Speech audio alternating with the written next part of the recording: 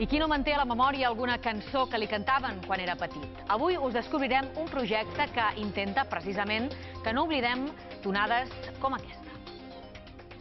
Noni no li diu sa mare, noni no el seu fió, noni no una engronsadeta en el seu nin petitó. Bé, preservar i difondre les cançons de la nostra infantesa és l'objectiu del blog Engronsant el món, un projecte educatiu que recull cançons de bressol d'arreu del món. La iniciativa s'emmarca dins un seguit de projectes que tenen aquestes cançons com a protagonistes.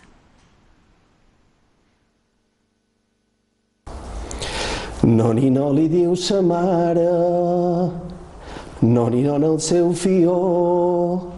És probablement una de les primeres cançons que haurem sentit a les nostres vides, una música amb molts d'elements comuns arreu del món.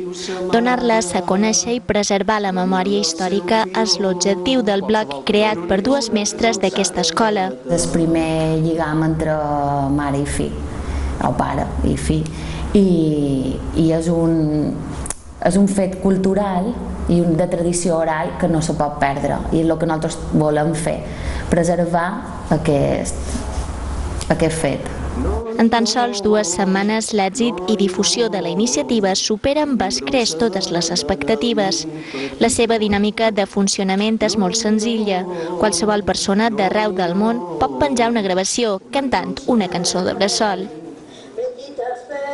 És una passa més un projecte que començà inesperadament anys enrere, mogut per les cançons de bressol, i que poc després s'afiançà amb la publicació del documental Noni no, una engronsada arreu del món, on mares de diferents cultures cantaven cançons de bressol. Una iniciativa que diuen va ajudar a crear lligams. Vam aconseguir que les mares confiassin molt més en nosaltres. Tu pensa que són mares estrangeres que no coneixen l'escola, no coneixen Mallorca, tampoc acaben d'arribar, i clar, hi ha una miqueta de distància. I després de fer un projecte i que elles vegin que nosaltres valorem la seva cultura, ells fan un esforç també per atacar-se a nosaltres. El DVD es publicà juntament amb un llibre didàctic, amb la lletra i la partitura de les cançons. Ara ja està enllestida la segona part, que es preveu comercialitzar aviat en versió impresa i en format electrònic.